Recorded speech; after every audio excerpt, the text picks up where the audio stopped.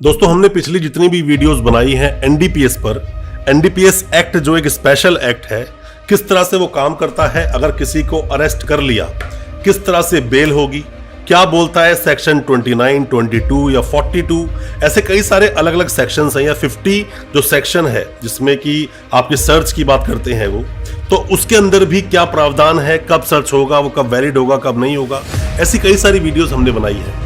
पर हमसे बहुत सारे हमारे सब्सक्राइबर्स ने, व्यूअर्स ने सवाल पूछा कि सर इजी शब्दों में बताओ कि एनडीपीएस का मतलब क्या है, और साथ में ही एनडीपीएस एक्ट के तहत जब किसी पर कोई भी सेक्शंस लगाए जाते हैं, किस तरह से अरेस्ट होता है कोई व्यक्ति, किस तरह से जेल में रखते हैं, बेल कब तक होती है, कब तक बेल नहीं होगी, किन अपराधों में बेल जल्दी होगी, किन अपराधों में बेल जल्दी से नहीं होगी, ऐसे कई सारे अलग अलग तरह के आपके सवाल हैं। कोशिश करेंगे इजी वे में आपको समझाने की एनडीपीएस जो एक्ट है या फिर एनडीपीएस के केसेस में अगर अरेस्टिंग हुई है आपकी किसी भी जानकार की, आपकी या किसी भी परिजन की, तो किस तरह से समझेंगे कि एनडीपीएस एक्ट में बेल कब होगी और कैसे ये केस चलता है। ज्यादा कुछ जानने के लिए दोस्तों बने रहिए हमारे साथ। नमस्कार दोस्तों, फिर एक बार स्वागत करता हूं आप सभी का अपने इस YouTube चैनल पर जिसका नाम है क्रिमिनल प्रैक्टिस और मेरा नाम है वीरेंद्र। दोस्तों एनडीपीएस एक्ट जो कि आया 1985 में, narcotic drug and psychotropic substance act 1985 इसको हम बोलते हैं। मादक पदार्थ अब इसमें दो तरह से होते हैं, ये भी आप दो तरह से समझ सकते हैं। दो तरह के पदार्थ होते हैं जो कि पकड़े जाते हैं जब भी कोई इंसान अपने साथ कैरी कर रहा है, गाड़ी में कैरी कर रहा है, छुपाया हुआ है कहीं फैक्ट्री में, गोदाम में, या फिर आपके घर के अंदर भी। एक जो बनाया जाता है केमिकल से, एक जो मिलता है हम लोगों को किसी पेड़ पत्तियों से, इस तरह के कुछ सब्सटेंस होते हैं। अब बात क्या होती है एनडीपीएस का जो मामला है, इसमें बात आती है बेल की कि किसी इंसान को अगर अरेस्ट कर लिया तो उसकी बेल कब तक होगी। सबसे पहले आप समझिए इसमें तीन कैटेगरीज होती हैं। तीन कैटेगरीज को कुछ इस तरह से बांटा है एनडीपीएस एक्ट में। एक होता है स्मॉल क्वांटिटी, एक होता है इंटरमीडिएट क्वांटिटी, एक होता है कमर्शियल क्वांटिटी। कमर्शियल क्वांटिटी क्या है? किसी भी चीज की जो एक क्वांटिटी तय की गई है कि इस क्वांटिटी तक, तो हम मानेंगे इंटरमीडिएट को, और जैसे ही ये एक उसका ग्राम का एक हिसाब किताब होता है। एक एग्जांपल से आप समझिए कि कब एक स्मॉल क्वांटिटी इंटरमीडिएट क्वांटिटी बन जाती है और कब एक इंटरमीडिएट क्वांटिटी ही कमर्शियल क्वांटिटी बन जाती है। आप एक एग्जांपल ले लीजिए ओपीएम का। ओपीएम में देखा जाए तो 25 ग्राम से 25 ग्राम जो क्वांटिटी है वो एक स्मॉल क्वांटिटी है जिसके अंदर आप आसानी से बेल ले सकते हैं। अगर इससे कम, मतलब 25 ग्राम से कम अगर आपके पास से बरामद हुई है, तो 25 ग्राम भी बरामद हुई है तो भी इजीली आपकी बेल मिल जाएगी। दोस्तों आप कोई भी लॉ स्टूडेंट है, कोई भी नए वकील साहब है, या फिर आपका कोई भी सगा संबंधी जानकार, या फिर आप पर खुद पर अगर केस हुआ है एनडीपीएस का, एनडीपीएस एक्ट क्या बोलता है 1985, उसकी डिटेल्ड वीडियोस आपको इस प्रोग्राम में मिलेगी। सभी सेक्शंस पर इंडिविजुअल वीडियोस बनाई गई हैं, बहुत सारे जजमेंट्स का हवाला दिया गया है, बताया गया है आपको कि आप कोर्ट में किस तरह से प्रैक्टिस करेंगे, प्रैक्टिकली कोर्ट में क्या होता है, सब कुछ आपको इस प्रोग्राम के द्वारा आप तक पहुंच जाएगा। दोस्तों किसी भी नए वकील साहब के लिए सबसे बड़ी समस्या यही होती है कि उन्हें कोई सिखाने वाला नहीं होता, या फिर उनके फैमिली में कोई दूसरे वकील साहब नहीं होते, फर्स्ट जनरेशन वकील होते हैं वो लोग। और साथ में ही आप पर अगर कोई केस हुआ है किसी भी तरह से, एनडीपीएस के केस में आपका नाम आ गया है, क्योंकि हालांकि जो क्वांटिटी तीन तरह की बताई जाती है, स्मॉल, इंटरमीडिएट और कमर्शियल। कमर्शियल में अगर आपका नाम आ गया तो किस तरह से उस केस को आप ढंग से फाइट कर पाएंगे, किस तरह से केस से निकलेंगे, क्योंकि कन्विक्शन रेट बहुत ज्यादा हाई है, बहुत सारे लोगों को सजा हो जाती है, बहुत कम ही लोग हैं जो इस केस से बरी हो पाते हैं। और आप अगर वकील साहब हैं, किस तरह से केस को लड़ेंगे, सब कुछ हमने बताया है आपको इस कोर्स में। आप इस कोर्स को एक्सेस कर सकते हैं अपने फोन से, सिस्टम से, लैपटॉप से, किसी भी तरह से, क्योंकि काफी कुछ पढ़ा हुआ किताबों में याद नहीं रहता, तो हमने पूरा वीडियो फॉर्म्स में पूरे इस कोर्स को लेकर आए हैं आपके लिए, ताकि आपको सब तरह के डाउट्स अभी क्लियर हो सके और सभी सेक्शंस के बारे में आपको पूरी इन्फॉर्मेशन मिल सके। 11,000 इस पूरे कोर्स की फीस है, और कोई भी जानकारी है दिए गए नंबर पर आप व्हाट्सएप बिल्कुल कर सकते हैं। अब आपके पास जो बरामदगी हुई है आपके पास से 1 किलो, 1.5 किलो या आधा किलो आपके पास से अगर रिकवर होती है, तो वो इंटरमीडिएट क्वांटिटी में आपका आ जाएगा, जिसमें बेल लेने में थोड़ी सी मशक्कत हो सकती है। बेल हालांकि उसमें भी हो जाती है। अगर जैसे ही 2.5 किलो हो गया, 2.5 किलो तक पहुंच गया, 2.5 किलो से थोड़ा सा भी कम है तो इंटरमीडिएट में ही वो काउंट होगा। पर अगर 2.5 किलो पूरा हो गया तो समझ लीजिए वो कमर्शियल क्वांटिटी में आ जाता है ओपीएम, और जिसकी वजह से आपकी बेल आसानी से नहीं होगी। कमर्शियल क्वांटिटी किसी भी चीज की बरामदगी हो, चाहे ब्राउन शुगर की हो, चाहे वो ड्रग्स की हो, फिर चाहे वो मॉर्फिन की हो या फिर अफीम की होती है या कहीं पर डोडा चूरन की होती है। अब कई तरह से आप देखोगे इन चीजों को। अगर कमर्शियल क्वांटिटी में बरामद हुआ तो आपकी बेल आसानी से नहीं होगी। और साथ ही साथ क्योंकि एनडीपीएस के अंदर देखा जाए तो पुलिस को पावर है कि वो 6 महीने तक अपनी चार्जशीट लगा सकते हैं, पर अगर देखा जाए दूसरे केसेस में जो क्रिमिनल केसेस बनते हैं उनके अंदर 60 दिन या 90 दिन के अंदर चार्जशीट लगानी होती है। ये एक सेट टाइम होता है, सेट टाइम पीरियड होता है। अगर इस समय के अंदर अगर चार्जशीट नहीं लगती है तो 167(2) जो सीआरपीसी का बोलता है उसके तहत आपको डिफॉल्ट बेल लेने का भी एक प्रावधान बन जाता है। पर ऐसा यहाँ पर 6 महीने तक नहीं होता है, 180 दिन तक भी चार्जशीट लगाई जा सकती है। अब अक्सर आपने देखा होगा जितने भी केसेस आपके सामने आए होंगे, जैसे कई सारे केसेस हमने फाइट करे हैं, कई सारे केसेस हम फाइट कर रहे हैं, कई लोगों को बेल करवाई, पर हमने एक चीज देखा इसके अंदर कि जब भी कभी कुछ भी चीज बरामदगी होती है तो जो सोर्स होता है वो सोर्स तक इजीली नहीं पहुंच पाते कभी भी। अगर मान लीजिए किसी के पास से मिली है 8 किलो कहीं से भी ओपियम,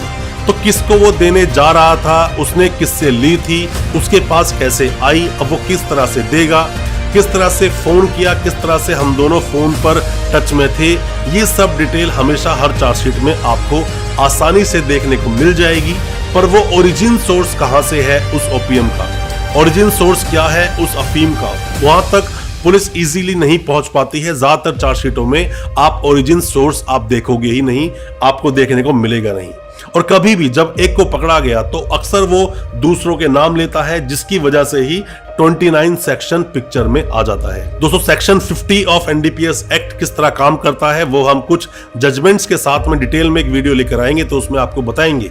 पर जैसा मैंने आपको बताया, स्मॉल क्वांटिटी, इंटरमीडिएट क्वांटिटी और कमर्शियल क्वांटिटी हमेशा आपके लिए एक प्रॉब्लमेटिक रहेगी, क्योंकि इसमें बेल लेना आसान नहीं होता, आसानी से बेल होती नहीं है इसके अंदर।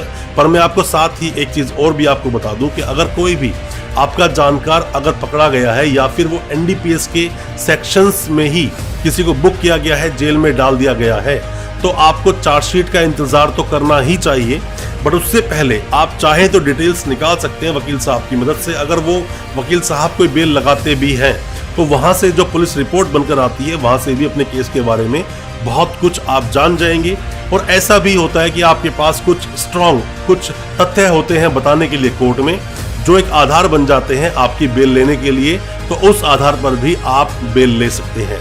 एनडीपीएस किसी पे लग जाए, कोई अरेस्ट हो जाए, तो इसका मतलब ये बिल्कुल नहीं है कि उसकी बेल नहीं होगी। बेल सबकी होती है, केस को फाइट करना होता है। बट अगर कमर्शियल क्वांटिटी में किसी को अरेस्ट किया गया है, कोई भी आपका अगर जानकार है, तो आपको उस केस को बहुत ही ज्यादा पेशेंटली, बहुत धैर्य के साथ में केस को लड़ना होगा। अगर आप वकील साहब के पीछे ही पड़े रहें कि नहीं बेल करा के दीजिए, बेल कराइए, इंटरिम लगा लीजिए, उससे आप हो सकता है कि अपने केस को ही खराब कर लें, पर बेल ना हो।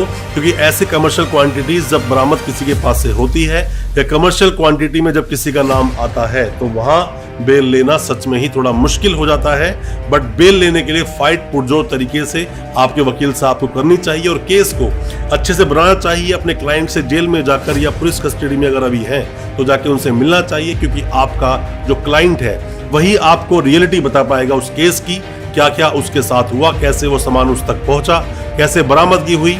वहीं से आपको बहुत सारे पॉइंट्स देखने को मिल जाएंगे। दोस्तों, जिस तरह से एक और आप देखते हैं कि एनडीपीएस एक्ट को बहुत ही ज्यादा कठोर बनाया गया है, बहुत ही ज्यादा मुश्किल बनाया गया है कि इससे निकलना आसान ना हो किसी भी उस व्यक्ति के लिए जो भी कोई खरीद फरोख्त करता है या सेवन करता है, ज्यादा मात्रा में उन चीजों को इंटेक करता है, या किसी भी तरह से उस एक ट्रेडिंग में या फिर किसी भी तरह से बिजनेस में, काम में इन्वॉल्व है एनडीपीएस के, तो बहुत कठोर कानून बनाए गए हैं। बट उतना ही लीनियंट बनाया गया है अरेस्ट को। अरेस्ट को किस तरह से अरेस्ट की जाएगी, सेक्शन 50 का कब इस्तेमाल किया जाएगा, सेक्शन 45, साथ में ही सेक्शन 42 बोलता है कि पुलिस सिर्फ और सिर्फ शक के आधार पर सर्च कर सकती है और पुलिस को वारंट की जरूरत नहीं है, साथ में अरेस्ट कर सकती है। ऐसी कई सारी चीजें हैं जो पुलिस को दी गई हैं, बट आपको भी बहुत सारे प्रावधान दिए गए हैं। सही तरीके से अरेस्ट किया जाए, सही तरीके से सर्च किया जाए, सही तरीके से तलाशी ली जाए। अगर यहाँ पर कहीं पर भी कोई भी लूप पॉइंट रहता है तो वो आसान हो जाता है आपको उस केस से बरी कराने के लिए, आपकी बेल लेने के लिए, बशर्त है कि उस पूरे केस को आपके वकील साहब ने बहुत अच्छे से पढ़ा हो।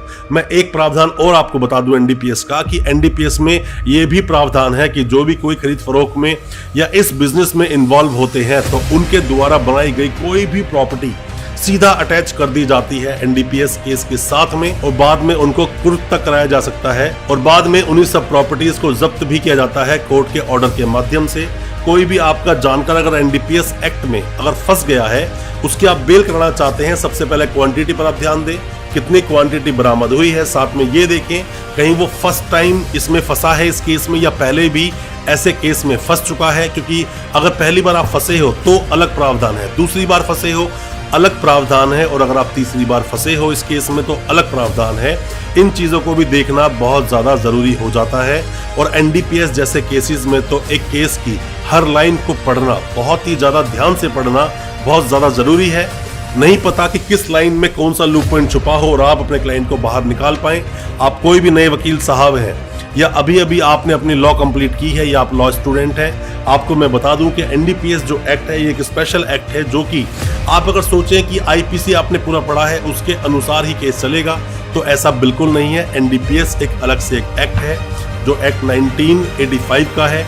इसमें अलग अलग तरह के प्रावधान हैं, अलग अलग तरह से केस को चलाने की प्रक्रिया है, इनको आपको समझना होगा। कोई भी किसी भी तरह की एडवाइस आप चाहते हैं, किसी भी तरह की सलाह चाहते हैं एनडीपीएस के किसी भी केस पर, आप कमेंट बॉक्स में अपने सवाल पूछें और अगला वीडियो किस टॉपिक पर चाहते हैं उसके लिए आप कमेंट जरूर करें ताकि हम उस पर वीडियो लेकर आ पाएं और आपके जो भी डाउट्स हैं या समस्याएं हैं उनमें आपकी मदद कर सकें। दोस्तों अच्छा लगा आज का वीडियो, हमारी वीडियो को ज्यादा से ज्यादा अपने दोस्तों परिजन परिवार में शेयर करें ताकि वो भी अपने आप को कानूनी जानकार बना सके। बहुत बहुत शुक्रिया, दोस्तों धन्यवाद हमारे इस वीडियो के साथ बने रहने के लिए।